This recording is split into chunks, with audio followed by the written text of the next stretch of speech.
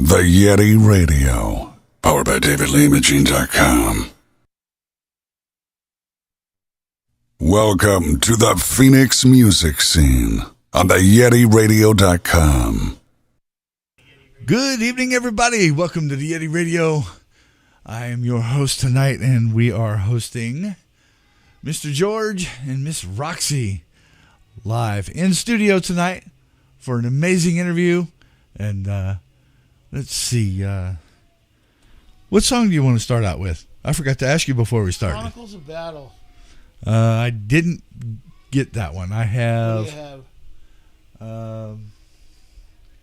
Hide and Seek, The Day of Old, and Venom. I guess we could go ahead and start with Venom. Venom? All right. Here they are with Venom right here on the Yeti Radio.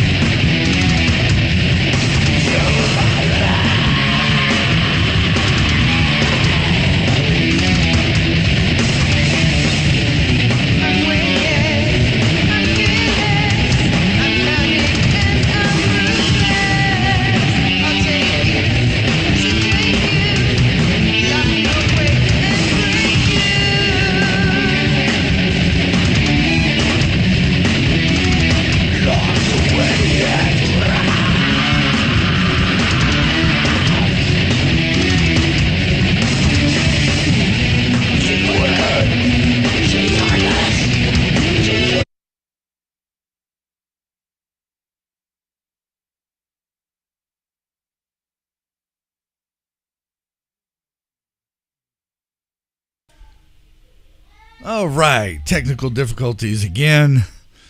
Hit the wrong spot and stopped the song right in the middle of it. Sorry about that, sir. It's all right.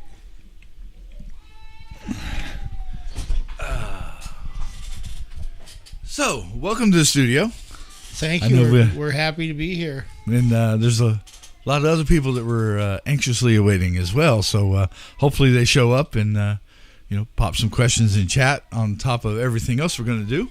But, that'd be very cool. So, tell us a little bit about TYRANT21. Well, TYRANT21 was formed in 2003 with me and my buddy TJ Beeman, who's the singer in Souls Condemned, one of the singers in Blight Town, was in Brace for Impact. He's been in a lot of bands. But we basically wanted to just make a band and play shows in our town of Bullhead and Kingman in that area. And we did end up making music for the last 21 years, even though we weren't playing after 2008. So me and him just kept writing and writing and writing and writing. And we have, like I said, a lot of material. And our final album that we finished up was TYRANT21 before I got sick. And or at least before I was diagnosed, I guess. I was already sick. So I wanted to involve my wife in it so that, obviously much easier than a guy that's going to go out on tour and leave his wife at home, I thought, so as you know, she's also a very good singer. So Absolutely. So that's TYRANT21. We're hoping to let people get a little bit more experienced with our music. It's on Reverb Nation. It's on SoundCloud. I mean, I kind of, just put those two things up. I'm not trying to do Spotify or any of that. It's mostly just art to me at this point in my life. So we're looking forward to doing a 21st year anniversary show, hopefully this September. I'm still trying to put that together. So if anybody out there that we know is interested in supporting on drums and bass, we're looking for somebody to lock in with us for this one big show that we'd like to do, because we are TYRANT21 and it is our 21st anniversary. So hopefully it'll pan out. If not, we'll go forward from there. Awesome. And TYRANT21 means? Well, at the time I formed the band, I just called it Tyrant, and basically I was just thinking at that time of the way the world is. It's like a tyranny in so many other places, and then if you look at the whole thing all together, it's it's just my impression of the world in a way. So that's the tyrant. It's not I'm the tyrant, but like I was telling you earlier, these guys wanted to sue me and make me change my name, so I realized it was the new millennium, so I just told them, no, I'll just change it to TYRANT21, and it kind of stuck, and we did a little more artwork to it, and I think it has a better ring to it actually, so we're happy with that. Awesome. Well, we'll say hello to Rockin' Free that's hanging out over in Twitch. Oh yeah, right on. Hey, Travis, Penny, glad you guys are in on the show, man. So glad that we're all collaborating together actually, because it's much smoother to just do what we do, support, without any other stuff. So I'm just so happy right now that we're all firing on the same cylinders and everything's so awesome. And I really think I could tell you a little story about Rockin' Free Live, how this all got started for me real quick. Okay, so I was laying in my room, getting well. I didn't know anybody really in town. And I remember a long time ago that Sextus came up and played a show in our area, and I went and saw them, and I thought, these guys are cooking, and they were young. And anyway, so I was thinking, man, I'd really like to go see a show. I got all this free time. So at the time, there was Where Were the Bands At, that Penny was involved in at that time, and I got involved with that just by posting a message that I couldn't see out of one eye and I needed a ride to the show. And a guy called me up that was involved, and he gave me a ride. So I went and saw Sextus. And so I really owe it all to, like, back in that time, Where the Band's At. And obviously we don't want to go into all the rest of that because, we know what we know now. And that being said, like, I see what they went ahead and did with their vision, and it's very cool. So, and I've seen a lot of different things, like, over the time. So that was my first show. It was at it was at the Rock in Tucson. The bands that night were, for the first time ever, First in Hell. It was Sextus, Addicted, and a band called Sworn Enemy that was from Tucson. Penny was there with her husband. I met the Goth Queen Myra that night for the first time, and many other people that are in the scene were at that show that traveled down there to support that. So from that point on, I was like, I really want to start going to shows all the time, because that's all we basically could do. And we had been in the music scene where we came from for so long that we wanted to just kind of experience it from the other side of the stage, and that really shedded a lot of light on what's going on today in the music scene. It's amazing, and I could talk about that too. But awesome. And so 21 years you've been doing music. What got you started? Well, actually, it's funny because when I was in high school, I was a swimmer, and my parents moved a lot for my dad's getting better jobs. So in my town in Orange County, I was a pretty fast kid for my age, and I'd win a lot of CIF championships. So my dad got the idea that I might have potential to be more than that. So he got a job in Santa Clara, which happened to be where we lived, was right across the street from the Mark Spitz Swim Center. So we're Olympic training. Well, those kids were Olympians, and I was no longer the fastest kid in my pool. These guys were really the guys that are going to go get a gold medal, and I started losing interest because I started losing, and my dad was kind of like not too hard about it, but he was like, hey, what's up, champ? You're losing all the time. I'm like, look at these dudes. They're like Michael Phelps, but this was before him. Right. But, they're just like that guy. They're fish. So I lived in the apartment complex. All the kids had long hair, and they were into the very, I guess it would be like 1981.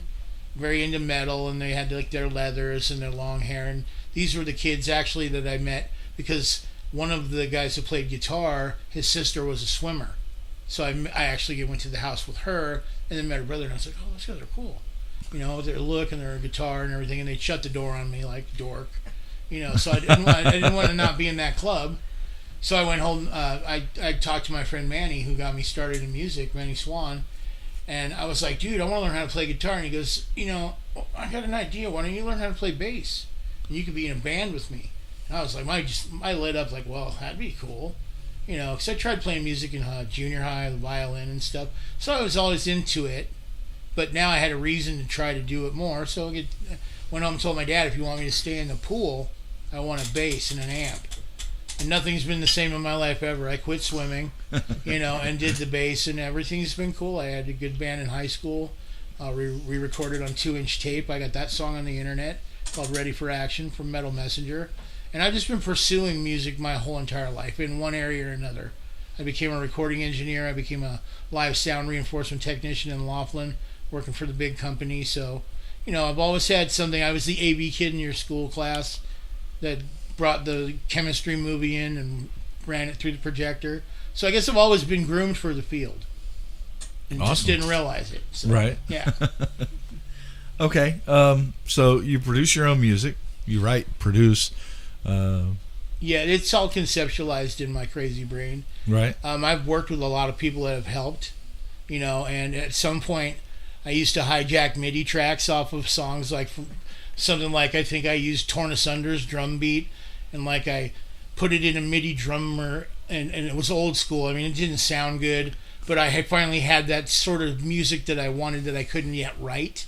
And from studying MIDI, I started paying attention, like, okay, well, this is how you write it, and this is what it looks like. So then eventually I got to the point where I became a recording engineer and had more skills that I developed and learned. And then I started using the musical and that combined. And everything on Tyrant is done either in a small studio or in my workspace at home, which for a long time in the early days was the kitchen. And it was very prehistoric, but you can tell in audio quality why things have changed, you know, for me. Right. And like one of the things I'll say is, I know a lot of guys that are really great recording engineers because they've got a better ear for it than I do. I'm a musician, so like, and so are they. But it's just like, I don't consider my mix ability to be like, you know, warranting a Grammy or anything like that, you know, because Right. they're kind of hit or miss. And then you hopefully get a formula eventually that starts to be more consistent. So I think I've done that over the years. But, you know, you can take it for what it is. It's just the crazy shit in my head. And a lot of it on the first album was Graveyard. My wife was abused. And we don't really talk about that much, but we wrote her a whole album so she could like bring all those feelings out. So all of the ladies out there that have experienced pain in their lives really would be very more interested in listening to Graveyard and Venom, because these albums cover these sorts of like things. Venom, every situation on that album is about some sort of poison, toxin, whether it's emotional terrorism or, you know, whatever it is. Right. It's negative. So. With the lyrics are left to the interpretation of who's listening? I believe so, yeah. I think we write kind of vaguely on purpose, because what will happen is the normal formula is with Tammy, I'll inspire her by giving her the name, Lonely Eyes. And then she'll think of the lyrics and run them back to me. Same thing with TJ. TJ predominantly writes every lyric in the end because he's been doing it and has kind of a flair for it, in my opinion. At least what I like. That's the one thing why I've worked with him for so many years, is it's like a symbiotic relationship. I tell him, hey, I want to call this song Chronicles of Battle, and the next thing you know, we're writing about pillaging the village and, you know, doing all these things. So it's a collaboration, and it's been a fun one. Yes, definitely, I can tell. Yeah. By the pleasure of getting to listen to everything on Reverb. Oh, good. While trying to prepare for this. Well, we really appreciate that. What Thank was your you. favorite song? I'm gonna have to go with I like Hide and Seek.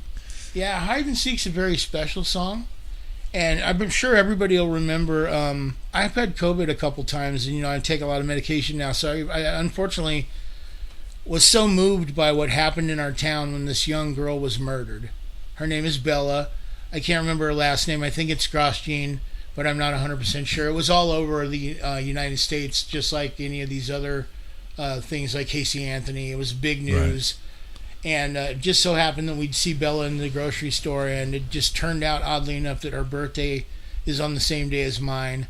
And it just pissed me off so bad that we lived in a place that we thought was safe, and there was somebody that evil walking around among us. She was only 8, and she had a 10-year-old sister that had to witness. Yeah, so it was just it was rough. It meant a lot to me to make a statement, at least for my own satisfaction.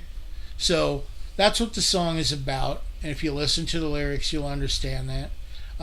Some people have misinterpreted the lyrics and misappropriated the idea that they thought they got from the song, which is their mistake. But now that I've cleared that up here, at least everybody will understand that it's about that, about Bella. Okay. It does explain a lot. It does help. So, very well put together. So,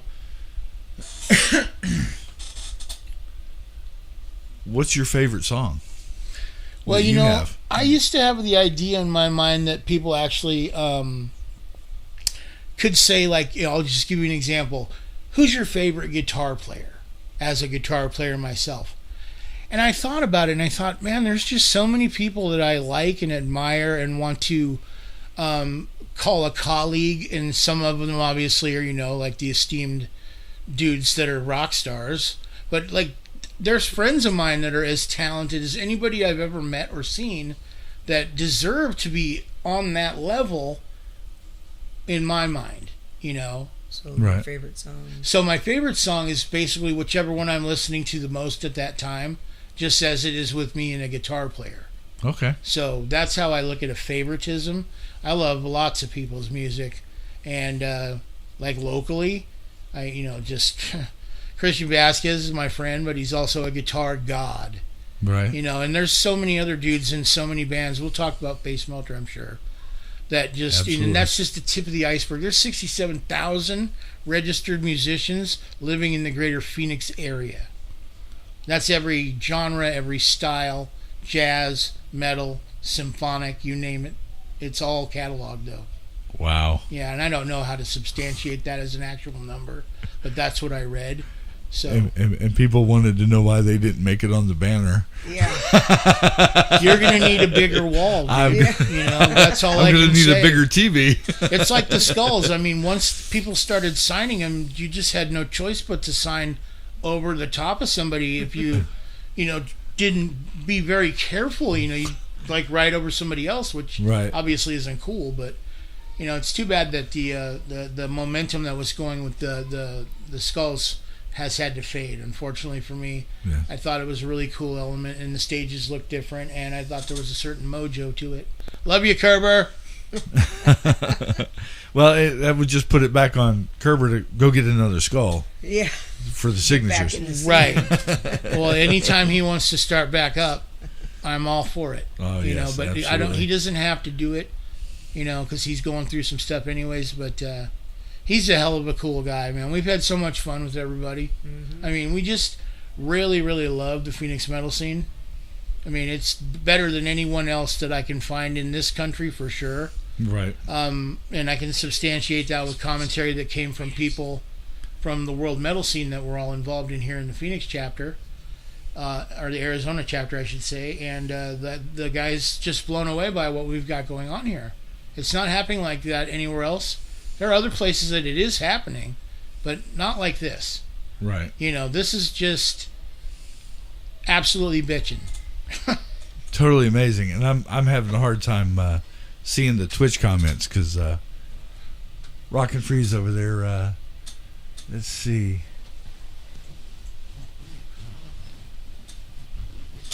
Says you have a great memory. She couldn't remember who played.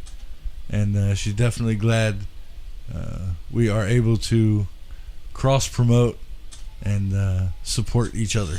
Yeah, no, I totally want to make this clear. I absolutely love those guys and endorse the Rockin' Free Live. What I do is a group. What they do is beyond a group, in my opinion. That's why they have thousands of followers or members. I pretty much know everybody that's in the Phoenix metal scene that's joined. I mean, there have been a few. There's been a whole ton of spam that I had to stop because, people probably think, well, that guy's tailoring whose poster's up. No, I'm keeping the trash out. Ask any other guy with a group, you'll know why they got their post-approval on, or pre-approval on. I want to help everybody. Punk rock, metal, the dude that plays bass that gets a job in Sedona, the Russian guy from the Ukraine that didn't know anybody just recently, whose name's Max Tostai. I hope I said that right. I saw his post. I said I can help him. I told him, hey, here, try to contact these people. He made contact with them. That wasn't the avenue. They did the same and reciprocated, and now he's playing in a lot of different places. They're called the Heavy Crawls. I've never met the man. He's working. Absolutely. So that's what I want to do, is be a service to people, help them out, not hold them back. And I don't play favorites. It's just not my style. Right. And that's what I'm trying to do here as well. Just put it out there. When I do New Music Monday, it's whatever I've come across that's new for the week. And unfortunately, I use a platform that not everybody uses, but I have to figure out some way to make it work for me in producing all of this, because doing it by yourself, it's not an easy task. It's doable. Right. Because I've been doing it by yourself. It's a lot of work. It's I know the platform that I use. I follow the bands, as many of them as I. When I find out I'm not. No, you can hear. But when they put it's hard to follow them all. Yeah. There's so many. But when they put a new song out, it tells me. Yes. Hey, there's a new song from this band. I'm like, oh, sweet. Put it on the list. Let's go. I'm juiced into Facebook pretty hard, so I get a lot of intel on everything, and YouTube, and I might be a little less advanced than everybody else because I've been focusing on one thing, because I've never even used Twitch. So I'm glad to learn about it. But what I wanted to say really quickly was I wanted to tell you that there's a big buzz about Yeti, and we thank you for being involved in our scene too, because we all do this together because we have a certain love for music and people. And just thanks for having us on the show. It's really a great opportunity. I'm going to imagine that you're going to get very busy with requests soon from other people that would like to be on the show. Yeah, I got a new one that gave me a date for doing an interview today that I got to do the artwork for later. So nice. I can't wait to put that one out. That was one I've kind of been looking forward to. Is there anything you want to say, honey? You're awful quiet. I think it's fun to watch them come to the shows in your Yeti costume and just watch people look at you in the amazement on their face when they turn around and you're behind them and they're like, oh my God, it's fun, and I enjoy the music scene just for the camaraderie, to get together with my friends and to rock out and bump my fist. And Show Me God is one of my all-time favorite local bands, and I have so much fun. I'm like a little child when they play. I jump around and spaz out and just act like, I don't care. I'm so caught up in the moment with their songs, and I just really enjoy it. I do miss being on the stage sometimes, but I enjoy supporting everybody because I remember what it was like when we were there, and we had so much fun and so many good memories, and I'm enjoying all the friends that we have now. Awesome. Well, I'm going to go ahead and do a quick intermission. We'll get another song played, and then we'll get back to talking about everybody. Talking about it. Yes, because I got to mention a lot of people. Yes, you do. In deep shit. So here's TYRANT21 with Hide and Seek right here on the Yeti Radio.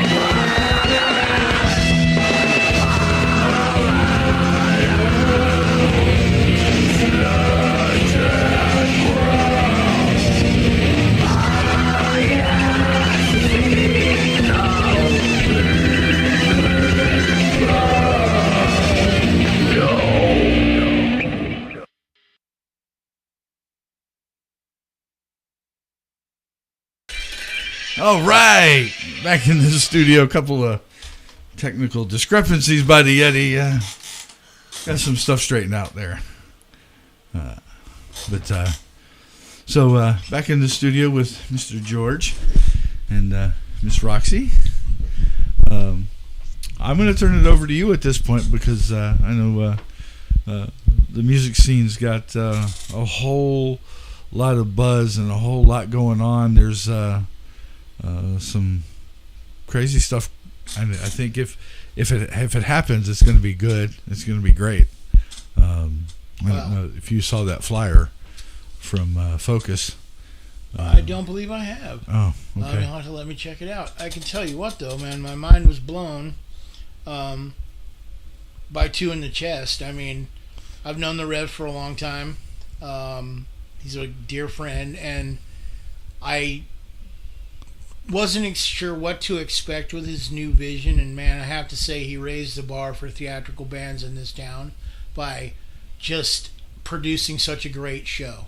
I was completely entertained the whole time, just like when I saw Show Me God the very first time at their place. Like we saw him at the Starlight, and I was like, God, he got a lot of stuff, and it's so small. So I couldn't really enjoy the experience the same way. Once I saw it at the Rooms on their main stage where they do their work and do their shows, man, it was just like, okay, I get it now. This is big time production. It should only be done, in my opinion, on big stages that can accommodate everything that they want to produce to the audience. Because any other place, for me personally, is a step down from what I've seen. You know, I can't say that at the Federal Theater, when I saw that, because Megadeth looked small. The place is so gigantic. It was even more apparent when I saw Bill Burr on that stage. Like, my God, that guy can sell that place out. Wow. So, but back to the music scene, there's so many things I want to mention. So, like, it would be neat if people had questions. But in case they don't, that's all right. Really dear friends with Brian Mogul, the maestro. He's the hardest working dude I've ever met in the music scene. Usually, like, when it comes to these sort of things, all I can say is that every show is better than the last. And he's just so determined and so good at wanting to be in the moment with the people and share what he does with everybody. So, like, who doesn't admire that guy and his tenacity? And his show is cool. Now that he's with the band, I kind of really enjoy both. I really enjoyed it with the band because it's, to be honest, the first time I'd seen it like that. It's happened before, right? I hadn't seen it yet, and I just thought, it just brings a different element to his playing, having live music behind him. Not that the backing track is a bad thing. Like, Face Melter. Last year I did backing tracks. Many people this year are going to do backing tracks. A backing track will really allow people to really be able to mitigate their opinion of your playing. You're either going to get in the pocket and knock it out, or you're going to possibly step into areas that are not exactly what you would think are great. But we all practice to these before we play them. Right. I was at the show, Two in the Chest, and I saw a lot of my great friends there. Ken Howie, EOD. Asked him, hey, what's going on with the band? Because we love EOD. We're just so down with Empire Desire. And he was like, well, I'm working a lot right now, and everybody's got to eat. And I was, I totally respect that. And they've got some cool stuff coming up that they can tell you about themselves. They're going to be playing the 31st at the 44. It's going to be a great show. Moving on to other people, I need to mention my buddy Dell and Burn Bridges. All the guys in Show Me God, we really like to hang around with them. They're super fun. And, absolutely. Of course, Sextus, those are my boys. Right. Like, that's what got it all started for me. Because, like, it's just such a powerful unit in a condensed fashion. So, like, we really love them. And, of course, we want to mention everybody. So I don't know who I'm leaving out. I like Fatal Malady. Yeah. It was really good when I saw them. Saint Madness, the singer, with the way he can just sing to you, it amazes me. I can't get enough of that guy singing. I love it because I can hear what he says, and he, he catches it for me being a singer, and just, I love the entertainment, the enthusiasm, the people that jump, and Embers to Ash, that guy, the singer to that, he's so entertaining because he's jumping and springing like he's got springs on his shoes. I love it. Shout Just out to like my man Tom Rodriguez Sr. Right. So that's what I like is awesome. the enthusiasm. Absolutely. You know, and Considering the fact the weather was bad, I mean, honestly, I didn't even want to say that. For what was produced, was excellent. it was You great. know, the weather It was a lot changed of fun. everything up, the dirt, the wind, but what an effort. You know, and when Dawn we of the Rising was there. We yeah, hung out Dawn of with the them. Rising, my boys. Yeah. We had to go more of home. my It was boys. so Like, cold, and we had an hour drive, and we couldn't stay that late. I had to get up at 6 the next morning and go to work like I always do. So unfortunately, the late shows for me are really hard.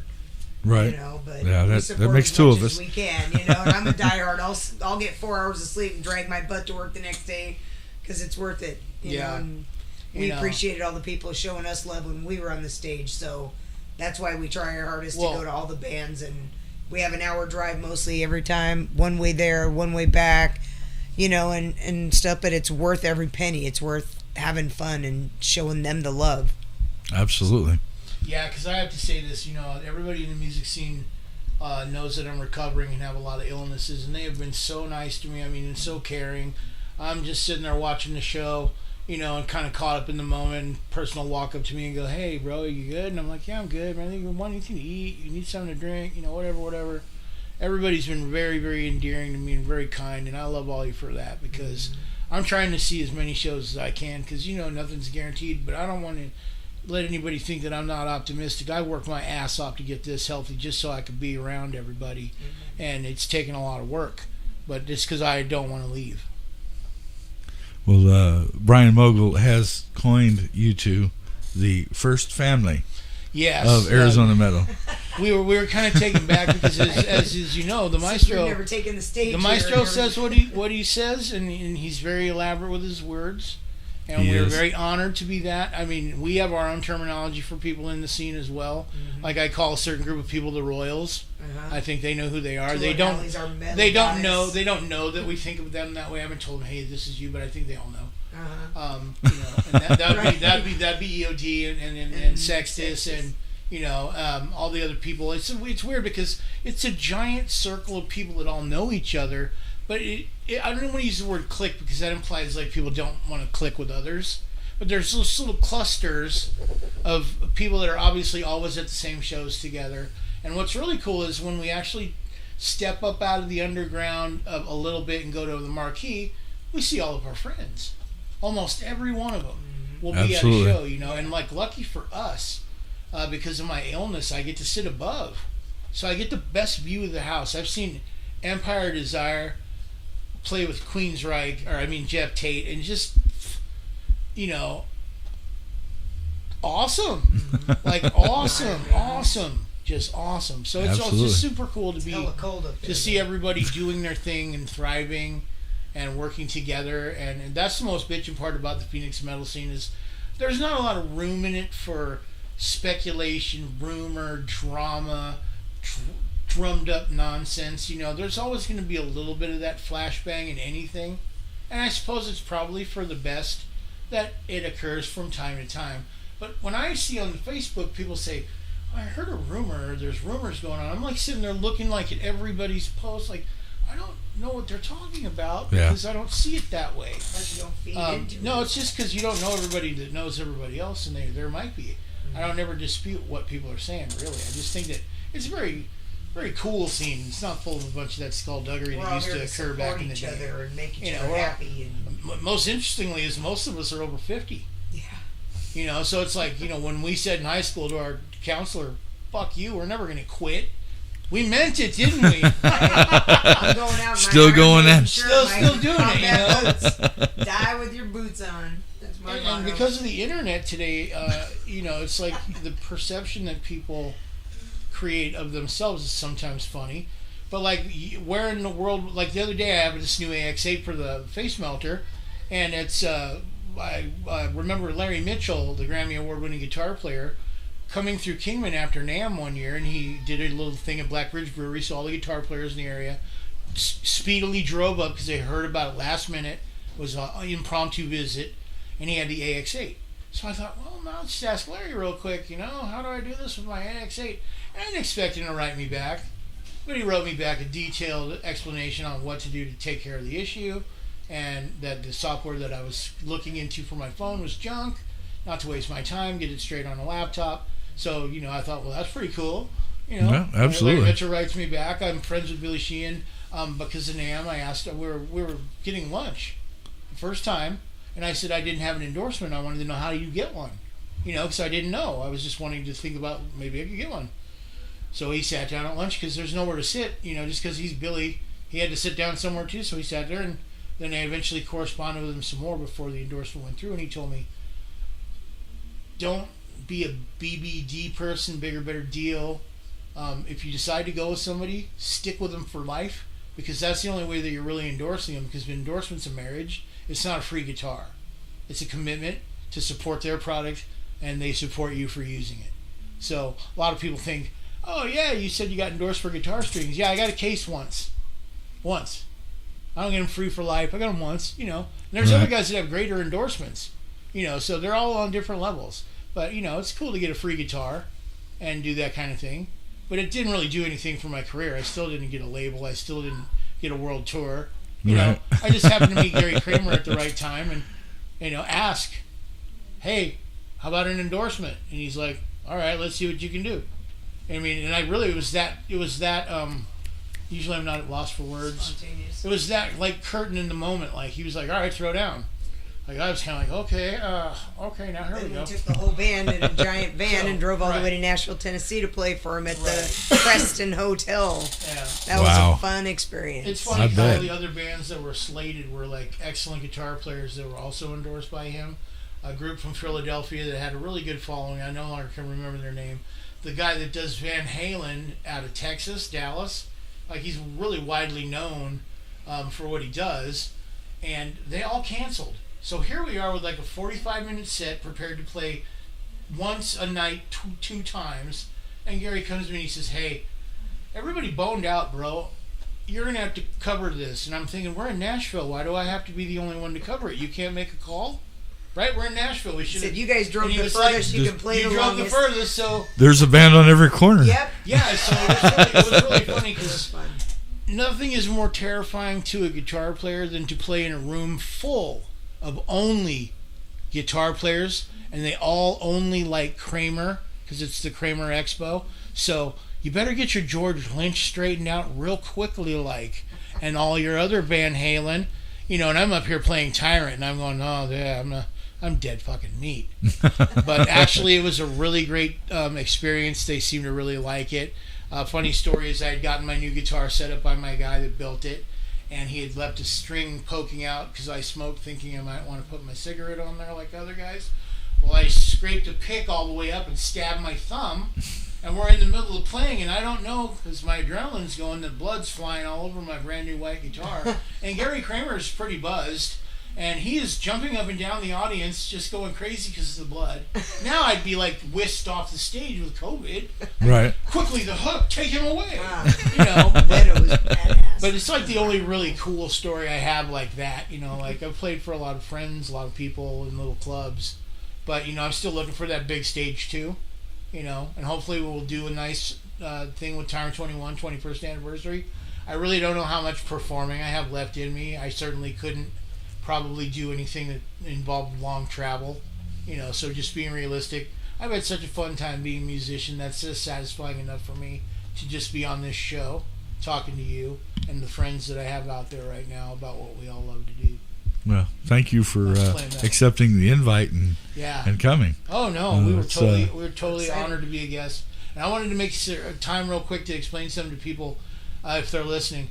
I will use this term heavy bands. I want to clear up what that means. All the bands that we listen to are heavy in one way or another. When I say heavy bands, I mean the dudes that all have the matching vests with all the patches, Scattered Guts, Pelvic Meatloaf, the heavy bands. And if you go to any Adam shows, Immortalized Productions is a great guy to go to for heavy metal. And all the promoters that we work with, I don't really work with them, I just network, but to see them all working, they're all very good in their own rights and do very good shows. that's Scott Rowe and all in the Rowe Productions, and so many other people. I'm just trying to think of, like on the way here, I had it all figured out in my head, but now it's kind of floating around. Yes, I know the feeling, because right? I've got mistake after mistake on a live show, and I'm like, damn it. Yeah, he'll be on the way home. Go, wait, did I talk about that? Did I say this? Right. What did I say about that one? Like I say, the lack of a reaction is a reaction. We don't want to leave anybody out. We're enjoying the shit out of our metal scene, and we're happy to be a part of it. And like I said, anytime, I would love to sing again. So my fantasy is to be a guest star someday and do a song with somebody or something. Because I do miss singing, but it's been a few years.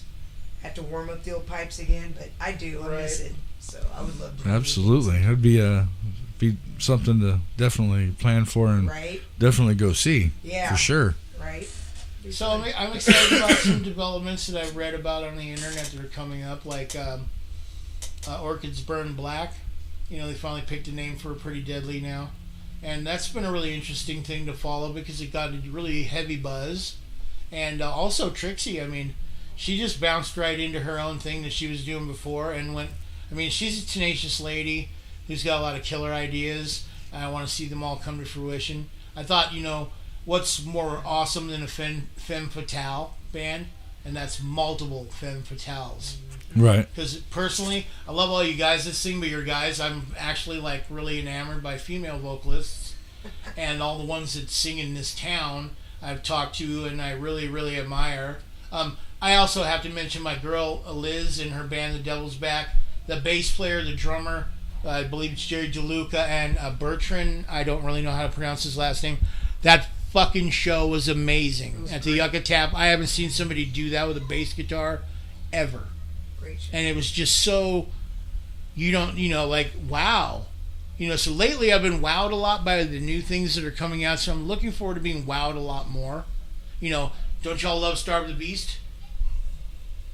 EOD, right? Or any of the bands. Even outside. Rejected Monsters. Yeah, up there and those are my good friends too. They put their balls on stage, so to say. Right. You know what I mean? And they rocked it. Yeah. I won't say it because it's not my style. But hey, Robin, we love you. Come back to us. Right. Yeah, the lady herself. Right. Yeah, I've actually worked with a bunch of cool people for a time or two. I kind of tried to get into stuff when I wasn't healthy enough, and I'm sure that's part of the reason it didn't pan out. But I used to be in the studio that Manganuri, I think they're still in now, with Jeff Allen and Ashes of the Dead. We tried that with Dirty Jones and Billy and Robin, and eventually that's where my buddies in the Lost Dutchman, Ben, super cool people. Adam, I've been friends with Adam online forever. Before I moved here, I was back when he was in Dirt Over Lime, so it goes way back for me. I've always been angled in at Phoenix from northern Arizona and did all the groups I could do up there to try to benefit people. But honestly, there's some really great players there too. At one point in time, Casey Weaver was from there. His brother was this amazing, and probably still is, killer guitar player in Kingman in the band White Lies. And so I go way back with that guy. Finally saw him at the Two in the Chest, got to give him a hug. What's up, brother? Steampunk Audio. Don't forget KMS. Hopefully I don't leave anybody out. And I actually have a funny story about Tommy Gibbons. When he was young and he was 15, I didn't know that he was, in a position to get all these things himself. So I had this new studio. I gave him a demo, and he actually took me up on it. The demo never really came to fruition. What a talented guy that one was to work with, and a friend to have. And you see what he's been doing in his career. So all that being said, props to them, Triple R Pool, and such. So I've got a lot of history with a lot of people actually. It's really a good thing to be, just be able to tell them all on this show how much we admire them and like being their friends. Awesome. Yeah, it's the scene's been amazing, even from the sections that don't mix, not mesh, but mix, because we're so broad, west side, east side, north side, south side, and people don't know about the other. I was at a show and I was I went live on a band's new song that they had just released, and was live on Facebook, and people were like, "Who is that?" And so I'm like, "Oh, okay." I'm trying to bring through what I do, just put it all out there so that everybody kind of gets a listen. Oh yeah, no, that's so everybody great. understands who all's out there, and that's what it's all about.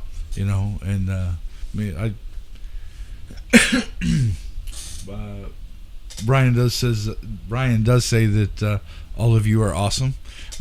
Oh, right back at you, we bro. love you, Maestro. Yes, the first Maestro. time I saw him, you know who the hardest lady in show business, the hardest working lady in show business is? Brian Mogul's wife. Yes. Domestic partner. And what a nice lady she is. But I mean, she's amazing. She's got a Hall the Maestro everywhere, and that guy is all over the planet. First time I saw him, he had his cape. One day he doesn't have a show. The next thing he's putting up a new poster. Yes, I got myself who is on this guy? this showcase or whatever. It's just amazing. The energy, like, right? Enthusiasm. Awesome. Yeah, it's just cool to see somebody so driven, succeeding at what they do, and he just loves playing so much. Mm-hmm. He gets in the zone, and you can just see it. Really inspirational. Like, I'm so glad that he invited me to Face Melter. He's the reason why I got to play with Illuminatus briefly. He told me they were looking for somebody. I tried out. We played a show. It didn't work out, but I still love everybody in the band. And I understand. It's all for the best anyways, because what it really did for me was fire me back up to make me finish my work that I have sitting in the can right now. Right. Because it's just been like, okay, especially Face Melter. I had been doing Fretboard Frenzy. I started out at 90 minutes. I was like, okay, 90 minutes, that's a lot of time to work out and do scales and exercises and practice and this, that, and the other. Well, then I looked at my watch one day, or my phone actually, and I was like, well, gee, I just passed the 120 mark. And I wasn't even ready to stop, but I knew if I didn't, I might blow a tendon or something. So I changed it from 90 to 120. And, I don't know if it's interesting to people or not what I'm doing. I'm hoping to generate some kind of a buzz on the whole situation.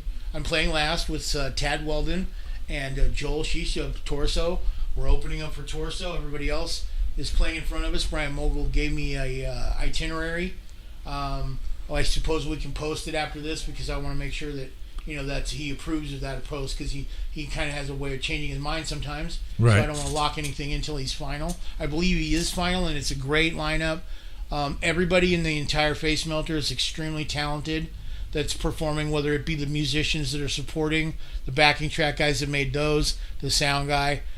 We've got it figured out this time, where we're hoping for the most awesome one yet, number 8. There's been 8 of them. I've only been lucky enough to be on number 7. So this number 8 is really going to be fun. And of course, you guys all know Conrad Barilla and Johnny Frankenshred, and Jeremy Dasher, Jane Frost, Demi Damhart, Doc Tarantino, dude. Right around. I can't wait. I missed the last one, so. And Terry Babbitts. I mean, that's what I'm thinking. I'm going, Jesus, did I say everybody's name?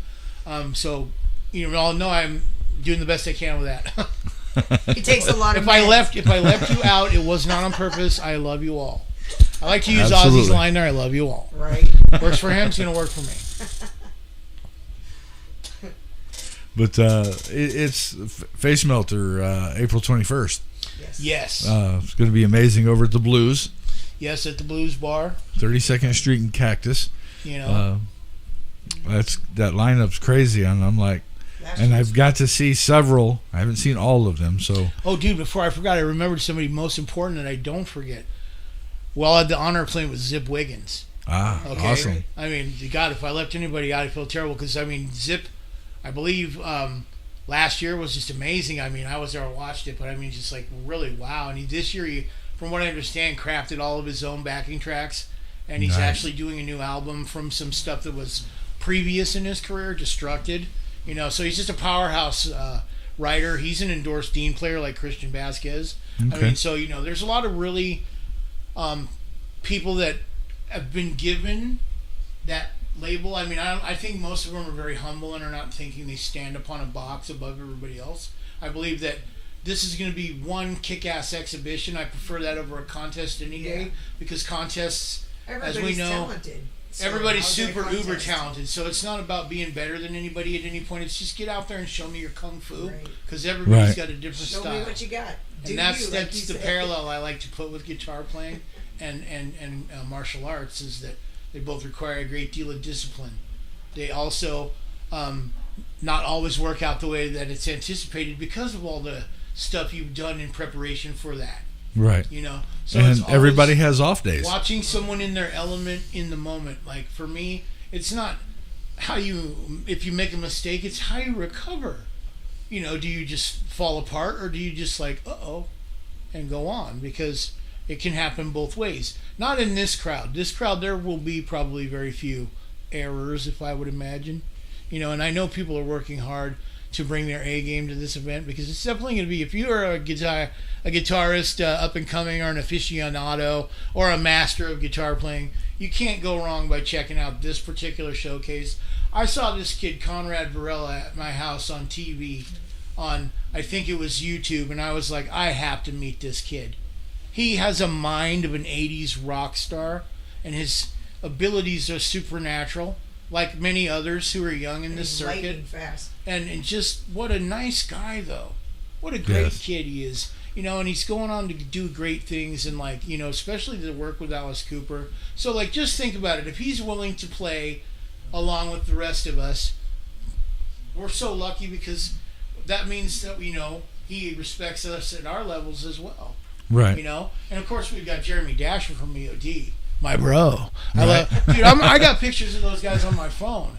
Right. Not because I'm going to post them on the internet, because it's like, if you found me with my wallet, if I had all my photos in there, I'd want you to see, these are my friends. Right. These are people I really like, that I really admire. You know, for every different reason. Hardworking, you know, just everything. I hope I'm not too ingratiating. I'm sure somebody out there's got a problem, but hey, it is what it is, and like I said earlier, Desert Diamond, you got the best slogan in the world. Yeah. You do you. Absolutely. yeah, And if you don't like it, go do you somewhere else, and because we're going to be doing us here. right. So Now, I'm super excited for all the bands that they have coming up. I know Show Me God is really making an effort. By the way, they got their new EPK from Robert Probst. Okay. And I don't know if Robert would prefer me not to say this right now, but if you need something done EPK-wise, that's the guy that I would go to myself, just like I would love to record with Larry Ella, you know, because I've listened to all Illuminatus' albums and all of Show Me God's albums, and they are amazing. yes, And that's they not are. to take away from anybody else's albums I've listened to. No. But dude, when you listen to the work that guy's done, it's very spot on. And of course, we everybody knows that I've been trying to get all the data compiled for a rockumentary that I'm actually seeking a grant for right now. My cousin's in the industry. Okay. She's recently been in Thailand for a while, but she said she knows a guy that might want to do a grant for a rockumentary, and it will be about the COVID years from 2019 until just recently, let's say 2023, because I have noticed that no matter whether people want to use the term going back to normal, Right. people got to go back to work. They can't just live in a box forever. So we're seeing that now. So it's an isolated time period where I recognized that where other places were shutting down and becoming ghost towns, Phoenix is so dedicated that motherfuckers are willing to die to watch a dive bar band. Now that says a lot about the people and the music. You're willing to risk your health, and I'm included in that. I'm a high risk for getting sick. He was very And worried at first. probably should be more cautious, but I have certain sense of beliefs that allow me not to be afraid. So that being said, what else? If I can, real quick, I just got Please. a flyer from Jerry over at Focus TV. The time frame is going to be May, June. He doesn't have set dates yet, but it is going to be a party in a state park somewhere north of the valley, so it's a little cooler. Yeah. But he's planning on putting together an amazing little show, and it's going to be. Are we about to get a preview of who's going to be involved? Well, as far as who is yet to be determined, Okay. but it's the Big Solo Cup Rock My Weekend Band Camp, Wow. and it's going to be televised on Focus TV. I believe it's 2 days. If it gets big enough, I guess he could move it to 3 if need be. But more specifics are going to come the closer we get, and once he gets actual dates. He's trying to land the location. If you do it somewhere in a state park, then you just pop up a stage and people bring the RVs and tents. Yeah, a lot like campers. Desert Fest. Desert Fest was like that. Right. And it was a very good effort, and it went over very well, in my opinion. I mean, we'd all like to see 1,000 people, but be realistic. That's just being realistic. Going to any of these shows, I'd say that when we got there was probably at least 300 people walking around. This was before the bands even kicked off.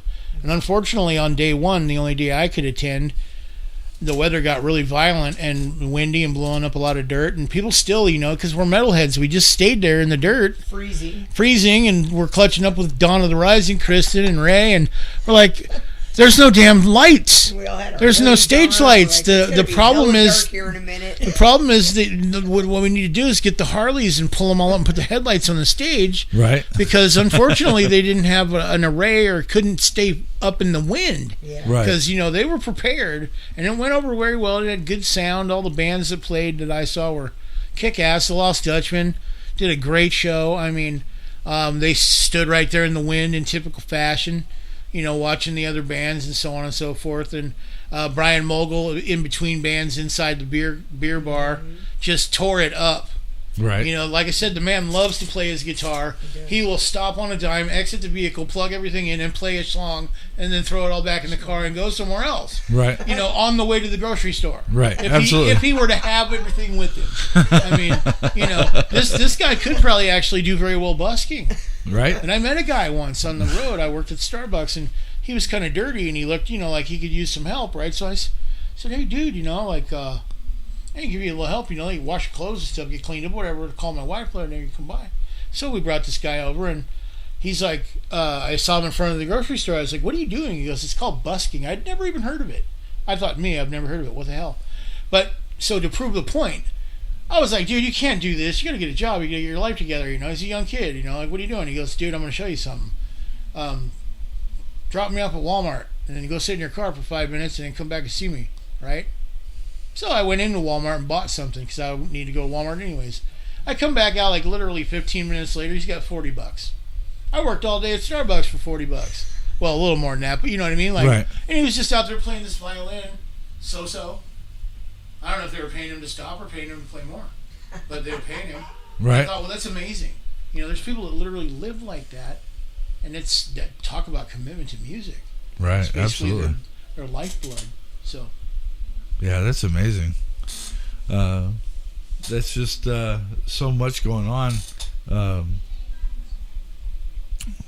can't even think. I know. Yeah, because you like a spin, huh? It's yeah, just like a watch cycle. I used to do 2 shows a week. The second show I do flyers, and I got my ass kicked by flyers because there were so many, and then trying to break it down and find the bands and make sure they were local bands, and then find out if they had music, where it was at, and a lot of times it was just too complicated, and it was definitely an ass kicker. Yeah, but, it's difficult to just even keep up with the scene in any fashion with the networking, because honestly, like, if you want maximum exposure on Facebook groups, because Facebook contacted me about a year ago and gave me a special online course to increase my Facebook ability because they noticed a trend in how I was using it. I do not have advertisement online, if you have noticed. If people try to load stuff, I get rid of it immediately. But what I want to say to all the bands that are in a stage, this isn't addressing all the bands. This is just, if you're a band out there and you want to get maximum exposure, you need to either create an actual event, because every time that is copied or shared, it goes into that column on that group's event system, so that anybody that's looking for something to do Friday night gets to see not only yours but others, so they can make a choice. Problem is, a lot of great people just put up a poster, and that doesn't do anything other than just take up space in that slot. So that's me letting you all know that it's okay to do whatever you do to promote yourself. It's never wrong. But if you want more exposure, if I create an event for your band page on Phoenix Metal Scene, for instance, I now have the ability to invite all 403 people that are currently members. If you get that done at Rockin' Free Live, that's over 2,000 people that are notified you're performing that night. So that's why I recommend doing it. I've seen a great increase in totals at shows. I've also seen some flat lines.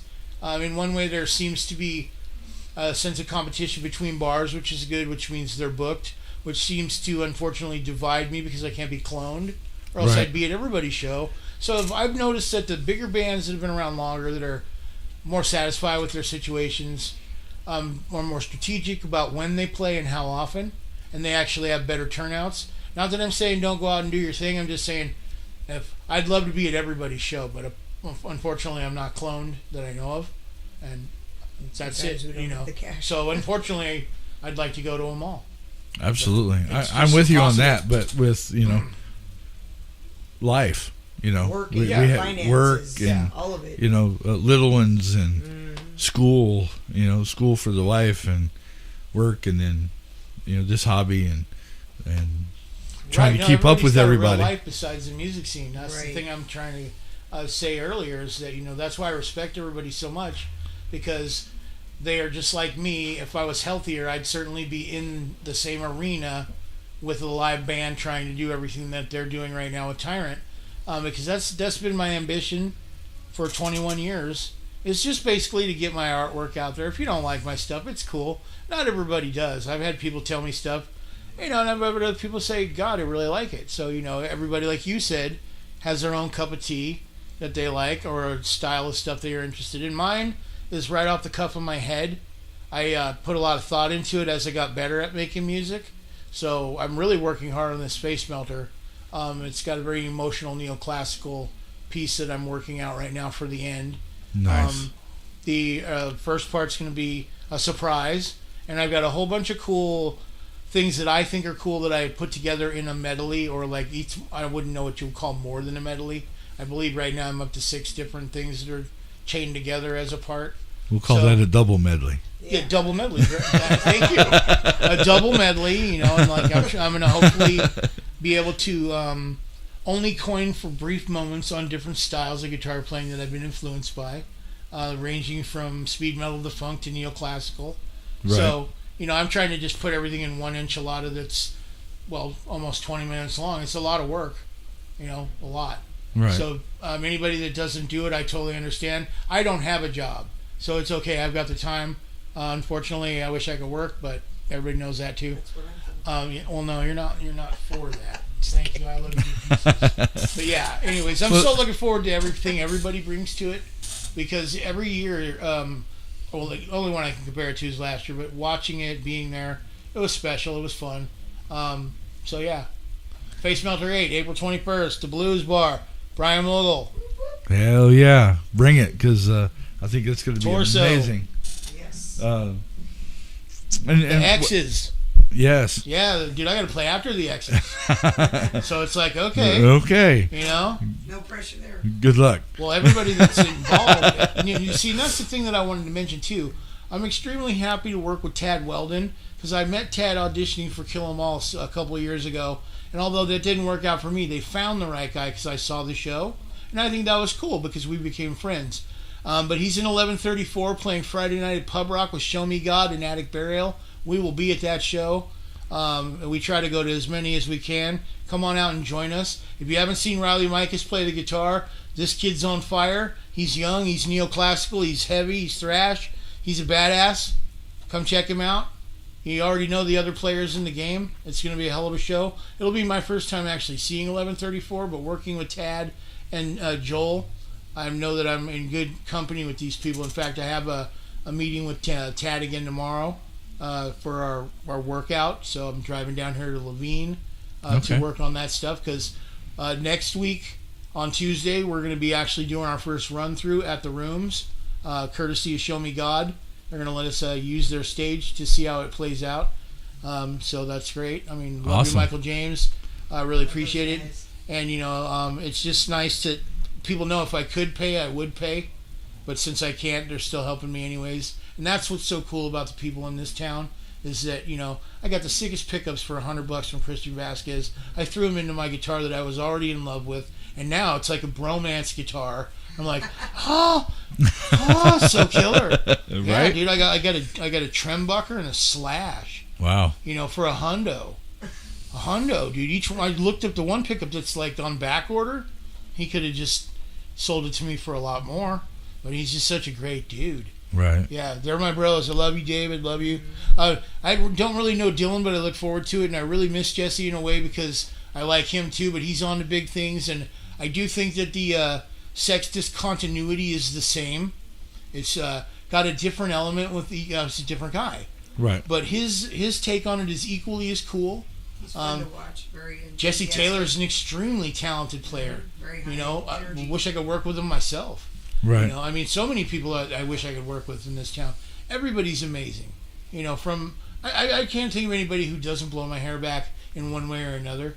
So, that being said, once again, Phoenix Metal Scene rules. Yeti Radio rules. Rockin' Free Live, all the bars, all the people. I hope that I got it all covered here. I don't know how much longer we're going. Show Me God's my favorite. I have to say it. I wasn't Gotta gonna, love but Show I have Me to God. say it. Like I love said, those man, guys. my favorite's whoever I'm listening to right then and there. Right. And In I the listen moment. to everybody on YouTube all day long. They just make me feel So, like kids again. Just in that moment. Well, and you had said something earlier about the greatest, like the greatest guitar player, which is an opinionated question. It is. No matter who you talk to, because I at totally- what level do you measure Yeah. That's great. as great? Everybody's great You in know, their own way. With drummers, You know? I had Philip Hernandez in here doing an interview with Oh, him, yeah, we and, just watched Yeah, we Philip. did. and We've been seeing him for years now, but man, what a cool guy. I talked to him. absolutely no, but getting the perspective from him and away from a band, that particular instrument. Right. So, and that was kind of the concept, because I looked at him, I'm like, hey, would you be interested in doing an interview? And he's like, hell yeah. And he's like, I was floored when you asked me. I'm like, oh, we hang out at shows and talk and have a good time, and super nice guy. And I'm like, yeah, let's do one. That way I can get a different perspective. Oh yeah, no doubt. And I'm sure he, that's a great one. he killed it. That was just, gave up as much information as he could about, being a drummer and Yeah, he has a beautiful drum set. I saw it all in its glory at the Two in the Chest thing, and I had to tell him, man, what an incredible set. right. Wow. He I gets was up there. amazed I like the at fact that that he has to get out and walk around the drums Yes. to. I love it. That was so great. That's so true. So many guys in the scene that are drummers are just amazing. Right. Like one of my favorite drummers, unfortunately, is no longer working with Never Reborn. But Tariq Fitzgerald just has a certain style that when I saw him perform, I was like, that's on the next level basis right there. Just the precision, the power, the effortless nature of his finesse and his style. And not to say anything like anything. So many of the drummers here are just phenomenal on every level. I mean, we love Matt. We love everybody that's out there. We have Rick. He's got the funk with Show Me God. Right. I mean, there's just everybody's got. It's such a high level of work and craftsmanship with these people, whether they're trying to be rock stars. I don't really think anybody's under any false illusions anymore about who they are or where they're going. We're all happily content, striving to continue doing it more than we are where it's at. Right. Because it's doing it that matters, not who's watching. If you want to look at it that way, you're still doing it. Right. And that's important. That's success. As long as you're doing That what's- is success. what's the old analogy? If it's work, it isn't fun. Right. And you make no. people happy. Yeah. I mean, Yeah, no. Yeah. we enjoy the shit out of going So to shows entertained. and making us And happy. like it's not that kind of entertainment that I made it sound like right there. We've been truly entertained. Absolutely. Like, one thing is funny about me being such a big EOD fan is, like, not everything that they produced is on the internet that they perform live. Right. And there's this one song, I think it's called The Veil. I think it's my favorite one, where it starts out really slow and she's singing. And I'm like, wow.